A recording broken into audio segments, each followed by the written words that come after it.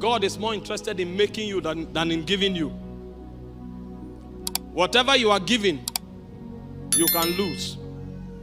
But whatever you become, you can replicate again and again. And so even though God, on the strength of his fatherhood, is predisposed to continuously give to us, he is more interested in making us. The first martyrs that encountered Jesus never received from him. He said, follow me, I will make you fishers of men. The ones he make sustain the capacity to do what only him can do. But the ones to whom he gave, they came again and again and again to receive.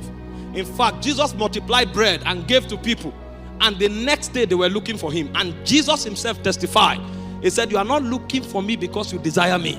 He said, you are looking for me because I gave you bread yesterday. So the man who comes to receive will always come again for more.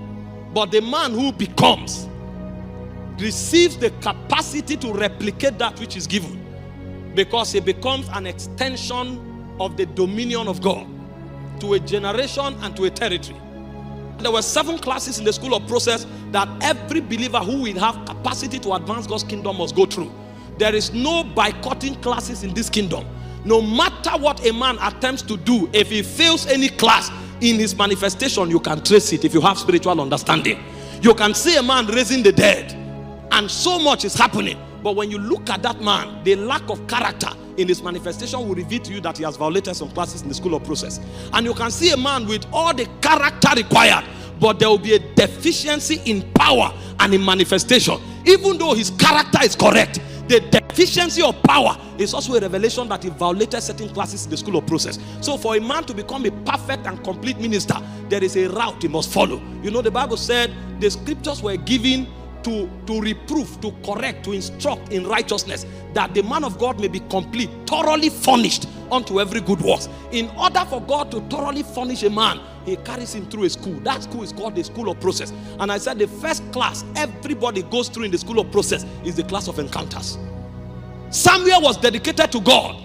He lived all his life in the temple, but it doesn't mean he will amount to anything.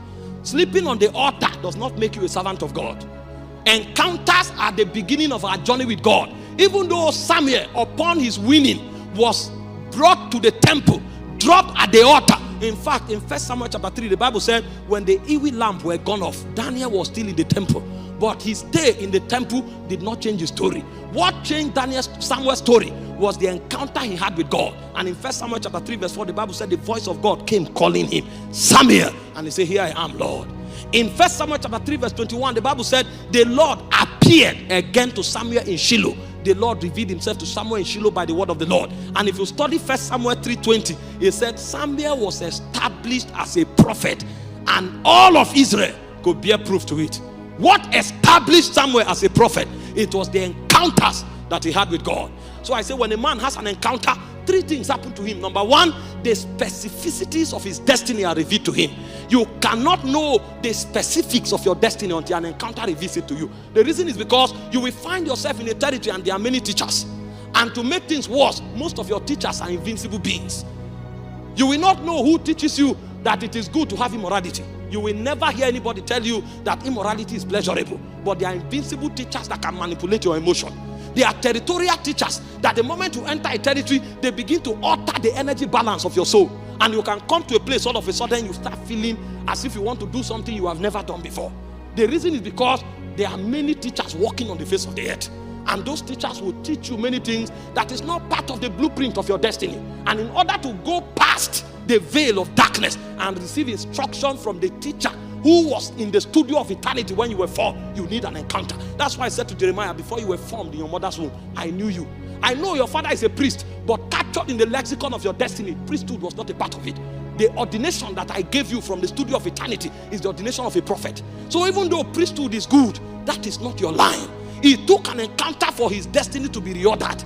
And when he came back, he didn't come back as a priest after the order of Aaron. He came back as a prophet of God with the power to uproot and to plant. All of those dimensions were part of his destiny, but it took an encounter for him to see. The reason we compete with ourselves is because encounters are limited. Many times, people have encounters and they take off. And on the strength of those encounters, they go into the world. And even though they make little impact, they create a harvest for the devil. Because we will discover that they are not instructed in the ways of God. And the little manifestation they have is what the devil will use to bargain a chance in order to have a stake in that harvest. So after an encounter, there is an instruction. And after the class of instruction, God will take you to the class of service. It's in the class of service that your heart will be textured. Because you can come into a system, and even though you are the best singer, they will never bring you on the platform for 10 years. In the choir rehearsal, you are worshiping, people are falling down.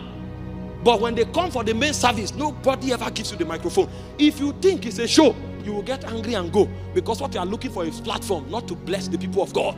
And when you leave, your destiny will be stunted. But when you have an encounter, when you are instructed, and when you give yourself to service, in the place of service, God will have the opportunity to check your heart. He will texture it and find out your true conviction. Because when all of us are on the altar, we claim that we are dead men. When all of us are on the altar, we claim it's all about Jesus.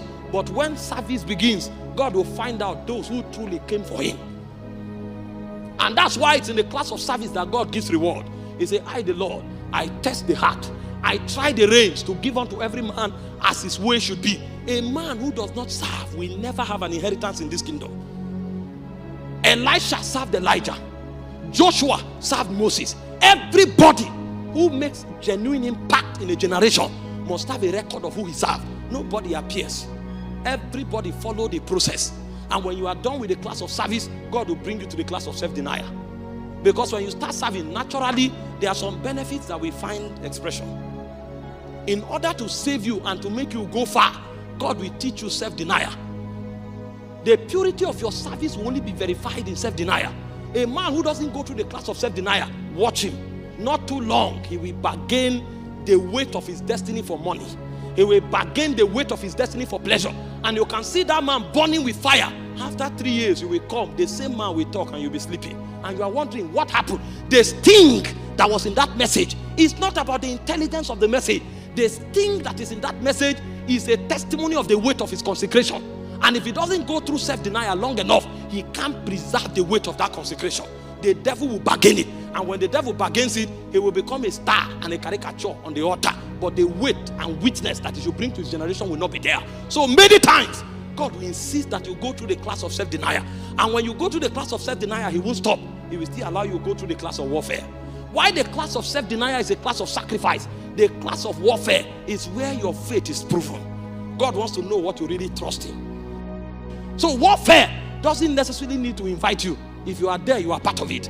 And so God will allow you to go through the class of warfare so that the testimony of your faith can be proven. You will show that it is God you trust, not your connection with man. Because some warfare will come and disconnect you with everybody that you ever trusted. It is on the strength of that warfare that you go back to your altar and say, God, you are my Ebenezer. You may not know the meaning of Ebenezer. Even when you read it in the Bible, you will quote it and use it to sing a song. It is the day when every help departs from you that you will find out, what does Ebenezer need? It is warfare that brings you that intrinsic and experiential training. No man can win territories in this kingdom unless he fights. Because when you say thy kingdom come, you declared war. When you say thy kingdom come, you invited princes to your territory. You want to uproot what was and you want to establish what should come. You cannot do it just by talking. You will now realize that destiny is not a story. Destiny is not fun. Destiny is battle. And when a man goes through the class of warfare, that man has come to the level where God can begin to entrust him.